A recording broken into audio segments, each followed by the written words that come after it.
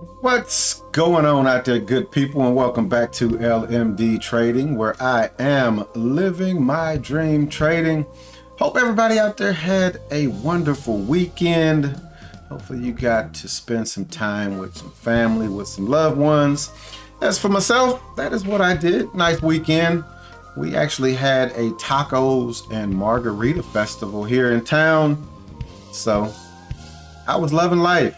Went, checked that out, had some good tacos, had some good margaritas. They can't have an event like that without having wrestling, so they had a wrestling ring set up with, I'm not sure if it was local wrestling talent, but pretty entertaining. Had a mariachi band out there, so again, overall good weekend. And we jumped right on back into this market this morning. I didn't really get much chart time in this weekend. But it is what it is. I'm pretty solid on my charts, I do believe. So sat down this morning, found some of those ideas that I like to find, and we went on ahead, pulled the trigger on 2 trades this morning. So let's go ahead. We'll bring up bring up TRADERVUE, and we're reviewing trades for Monday, April 24th. Took 2 trades today, closed P&L $85. Traded NVDA, one of those basically off the open type trades in that thing at 9:33 and 33 seconds. Took it for all of less than 2 minutes, made $65. Kind of mismanaged this one though, if you want to know the truth. I probably should have made $100 on this trade alone. Came back, traded Microsoft, took this one 9:41, and this one almost 20 minutes, made 20 bucks off of it. Again, this is one that I possibly could have managed just a little bit better. Still open in these right here swing plays. Most of them are red right now. But they have some time on them. They're June expiration, so we have time to let those things kind of work. But let's go ahead. Let's bring up ThinkOrSwim.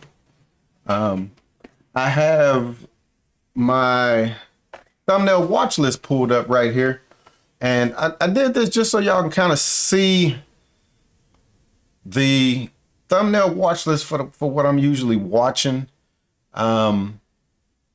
When I'm actually in the market, it's not like this, because a lot of people say, how can you see that? Normally, I'm working with about that much of the actual chart, so I can actually see good full candles. I did this just to give the big picture of what I was watching, and to show Tesla, I wasn't really watching it this morning. Everything else I was watching, I had puts on my watch list for, with the exception of NVDA and Amazon. So if you notice, everything you see purple, that's telling me that it's in an hourly down channel. And then you got this oddball one right here, INTC. And I'm gonna delete it. I was watching it this morning just to see what it was doing, but I'll go ahead and delete that one. But as you can see, everything purple. I was looking for puts on everything except NVDA and Amazon. So we'll come back over here, my watch list right here for options. You notice AMD put, Amazon a call, Meta a put, Microsoft a put, and then NVDA a put. NVDA a call. So if those trades didn't happen and give me the option or the opportunity to take those option contracts, I wasn't going to trade it. But I did get it off of NVDA. That was the open for NVDA. Setting up because, and I didn't change this, but this was based off of an hourly up channel that I had saw. So I had it white, but I knew that this was going to be an hourly up channel. And then if you come over to Amazon at the open, you notice the blue, the hourly up channel. So it's opening, middle half of this one pops into this one. Good trade right there. That was about a little less than $1 move right there. 2 to 4 contracts, you're getting paid off of that. But this is what I was looking at today. That was the picture I was looking at. Let's go ahead, switch this over to take a peek at the SPY as always. Look at how I just keep stacking these on the chart. And if I wanted to, I can remove these when they're not really in play and then redraw them if I need to. But I love this stacking system. Like I said, if let's say that this was trading down here and I need to make a new line, I just duplicate it and stack it. And look at how it lines up where I need it to line up at. So if you caught my video from last week, I was saying pre-market, the market will usually flush down and then ramp up when it opens. Flush down, ramp up, or it'll ramp up, flush down.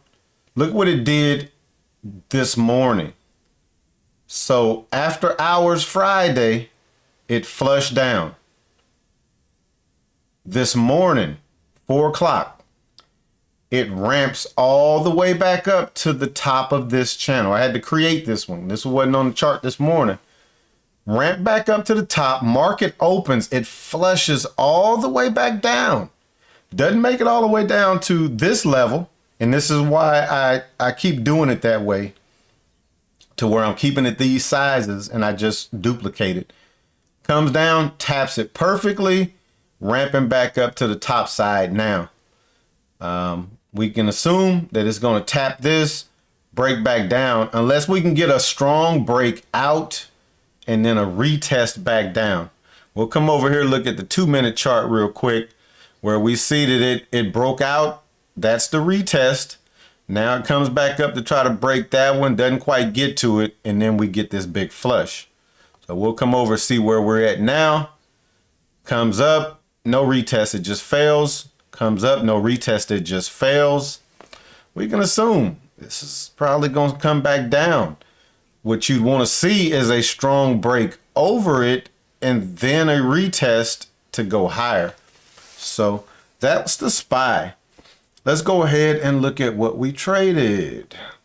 And before we do that, we'll switch on over to our 3-chart layout. So let's go NVDA. Pull up NVDA. And we noted these were calls that we took. And I took 2 on each of these trades. Took 2. There we go. And what I noticed about NVDA when I first looked at this and pulled up the option chart was that it had given a 3-bar play. And I'm not sure if it had broke down this way and then went higher. If so, that would have invalidated this. Or did it peekaboo in and then come down? And if you actually had took this, you would have stopped out right there. But I got in on the next candle. 365 was my entry. Almost like I was playing the 3-bar play. But look at that. Yep. So getting in right there. A scale out of the first one. Getting out at 390. Getting out a little early. This here, I keep saying on these key levels like this, previous high of day, which this is on the option chart, so I wouldn't have been paying that much mind, but I need to watch for this to break it and then see what the next candle does. So I get out as it's coming up to it. Next candle breaks it and I'm out at 405, so I'm out right there. Let's look and see where we were actually getting in and out on the actual charts. So again, opens, we get this pullback. This here is previous day's close. This white line here, previous day's high. Then we got the hourly 50 moving average. So we do have these 2 areas of resistance right above us. But I get in, this thing makes the move. This is probably what I was looking at when I got out. The hourly 50. Not really a good reason to get out. Let's see if this is going to push, break over it, and continue what it does. We see that's exactly what it did. Next one I get out is this kind of moves up, starts coming back down. Decent volume was on that candle. I didn't pay attention to the volume at the time. Volume may have kind of had me a little worried had I saw that. But then look at the next candle. Not quite as much volume, but we get a bottom and tail, and then this thing rips.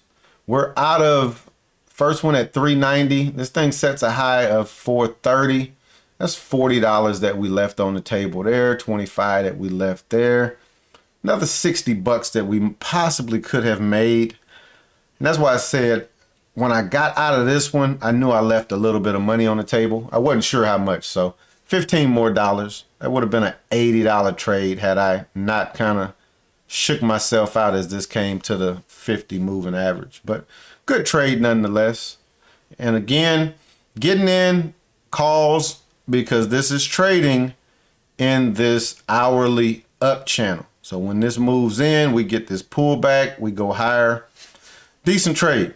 Again, got to be mindful that we do have previous high of day and hourly 50 above it. Let's go ahead and take a look at Microsoft. See how we traded Microsoft. This one we stayed in a little longer. And another thing, when you see these gaps, this is just because of how these are stacked on the hourly. I'm going to try to see if I can clean it up a little bit better. The thing is, this mouse button is just so quick. There we go. So those two are stacked good. Where are we trading at? All right, let's do this real quick. I'm going to delete this one. Oh, that's why it was like I had two channels there. So I'll duplicate this. And then the way that these channels work, how many? I see exactly what I'm doing, y'all. Instead of duplicating, I need to just be activating. There we go.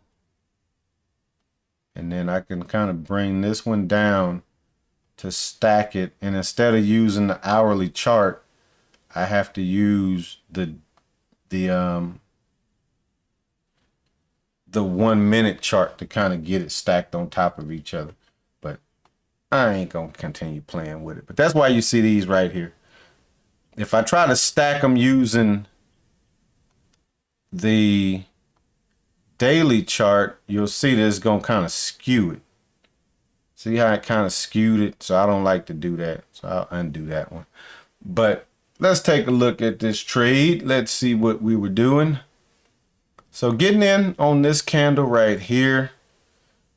I'm gonna bring this out. Big picture. Hourly channels. We're in downtrends. There we go. So you can kind of see that they are at a little slight angle. So Microsoft opens, comes down, pushes back up to the top of this channel here. I will duplicate. Let's see if we can get it to act right. See, it don't be wanting to act right when you do it on that chart. Let me undo it and we'll do it over here on the chart that it's supposed to be on. And you'll see that it should stack it pretty decent on that chart. Bring it down. There we go. So had these two. Market opens, comes back up, it breaks this one. As soon as it breaks that one, I'm gonna draw another channel up on top of it. Look over here what it was doing pre-market. So when this comes up, I'm getting in on this candle right here to play back down. And this is why I say I kind of didn't totally manage this one out all the way right, but it is what it is. Getting out in that candle right there as it's coming back down through that channel. Out of the first one, In at 395, out the first one at 4, out the second one, next candle at 410. Kind of comes down, back up, chops around. Look at the move that thing totally makes though. Had I traded this just back down to this channel right here. Let's see what the high was. Wow. We in at 395. This thing sets a high of 670. Man, $280. 280 that this thing just gave the ghost up. And watch this. I'm gonna duplicate it, bring it over and just stack it. And again, like I said, I have to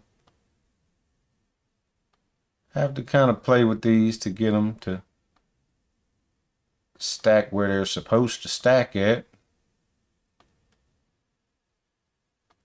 Keep coming. Booyah. And I'll click it. So there we go. That's that next level right there. Look at what it does. Peekaboos. Comes back up. Try to get back in it. Rolls back down. And now we're chopping around in there. But you notice, all I did was duplicated this one right there. Look at how it respects it here. Here. We get it there. That's what I like to see. And now look at what it's doing. Back up there. Retesting those.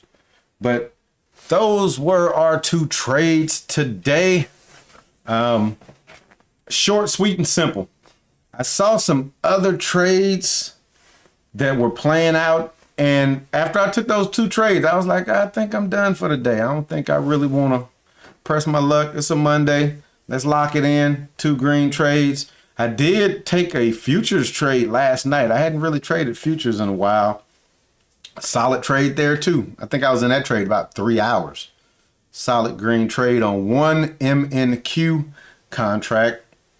I need to play with TRADERVUE a little bit more to set my OCO brackets, because with micro NQs, the tick value is different than micro ES. So when I initially set my brackets, I set them because I was trading MES. Now I'm also trading MNQ. So I'll have to make a bracket and just label it MNQ, and I'll make another bracket, label it MES with the dollar amount. So it may be $20 stop, MNQ, $20 stop, MES, and then I know when it drops over brackets, risking 20, and on the top side, I'll be trying to make 40. So that is what we did, y'all, today. As always, thanks for checking me out. If you hadn't hit that like button, please do so. If you're not subscribed, please think about subscribing. And as always, we can continue the conversation in the comments. Y'all have a good day. Peace.